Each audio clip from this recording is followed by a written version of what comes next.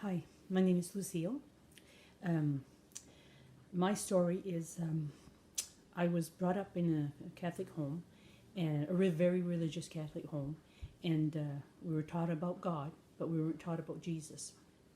And I remember being about 14 years old, and 13, 14, and watching TV religion, like it could have been Billy Graham or something like that, and I was just so moved and so impressed by their love for Jesus and their enthusiasm for God instead of a kind of like a I don't know like a scary God, but God, Jesus, and I wanted to find out more, and I had this old an aunt an old Catholic aunt that I went to visit, and I asked her, how come we don't talk to Jesus? And she said, oh, us Catholic, we have all the saints because Jesus is busy. And I, I kind of took it, accepted it because, like she was one that I respected of because of her faith and everything. And I thought, okay, and but I love that what I had seen of how people talked about Jesus and the love of Jesus and all stuff like that stayed with me. It was there. I know a seed was planted. And at 19, I met Keith, and we got married. And after about a year and a half, we were married. Keith was out with a friend, and he came home, and he hugged me, and he says, I know what life is about. And he says, Jesus Christ has died for my sin. I'm saved. And that friend had led him to the Lord in his basement. And so that same friend invited us to church, which we went. And when they preached Christ up front there, I just knew. I knew I had finally found what I was looking for, and I was getting my answers, and I was bouncing on my seat. And when they made the invitation, I was going up front, and I went up front, and I accepted Jesus as my Savior. I don't remember the date because, they say that people, you should remember the date. I don't remember the date because all I say to people, I don't remember the date, but I know that day I looked at Jesus and I've never looked back. And within 3 months of Keith and I getting saved, Keith, who was a prison guard, got taken hostage, and it just about destroyed him.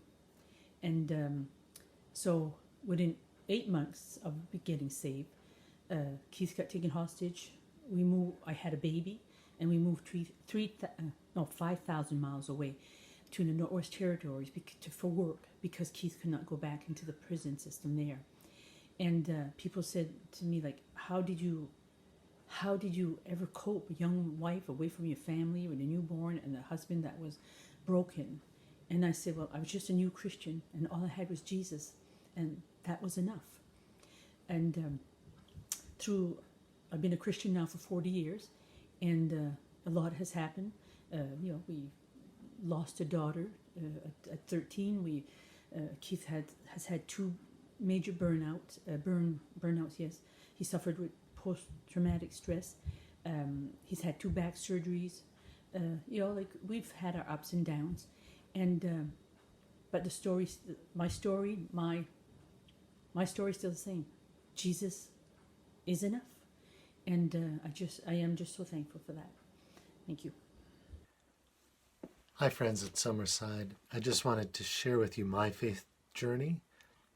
I was raised in the Detroit area in a Catholic family, and I was the oldest of 4 kids. And when I was young, I had an interest in God, but even in all those years of going to catechism, we never touched a Bible.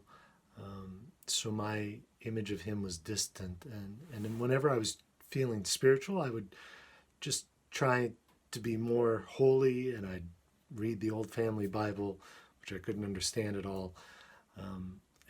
And so I was hoping that God would see me, that I was getting better and better, and that he would love me as a result. But like all things that, we try to do in our own strength, I failed that. And of course, when I failed, I got discouraged and embittered against God, even as a kid. So the 2 things that I loved the most when I was growing up, and I still do, is being out in the woods and being around music, performing and playing. And when I was in junior high, I was invited to go to this music camp in northern Michigan. And the Lord used both the woods and music to lure me there. That's when I first heard the gospel, and I was really astounded. I thought, why hadn't anybody told me about this before? So between my 10th and 11th grade in high school, that camp also hosted a Canadian wilderness trip. See, Canada plays part of my journey to faith as well, even a long time ago. So I was thrilled to go along.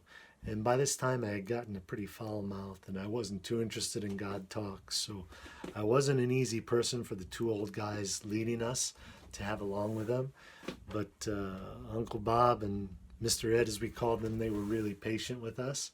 They kept sharing God's love. And one time, Mr. Ed was back in the end of a beached canoe with no paddles, and he was washing his mess kit, and I picked up the front end of the canoe and shoved that thing as far as I could out into the middle of the lake. There he patiently paddled back in with his little mess kit and continued to love me.